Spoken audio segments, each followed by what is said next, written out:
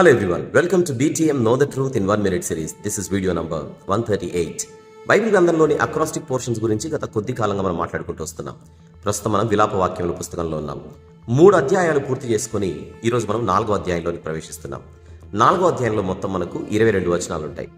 ఈ 22 వచనాలన్నీ కూడా హీబ్రూ భాషలోని 22 అక్షరాల వరుస క్రమంలో కనబడుతూ ఉంటాయి. స్క్రీన్ మీద మీరు గమనించవచ్చు. ఎప్పటిలాగే మరొక జాగ్రత్త, 16వ అక్షరమైన ఐన్ కంటే ముందు పే వస్తుంది. పే తర్వాత ఐన్ వచ్చి మిగిలిన లెటర్స్ అన్ని కూడా రెగ్యులర్గా ఫాలో అవుతాయి. ఆల్ రైట్, ఇకపోతే ఇక్కడతో బైబిల్లోని అక్రాస్టిక్ పోర్షన్స్ అనేటువంటి ఈ సిరీస్ అంతా కూడా ఇక్కడతో క్లోజ్ అవుతుంది. ఈ రోజుతో ఇది సమాప్తం.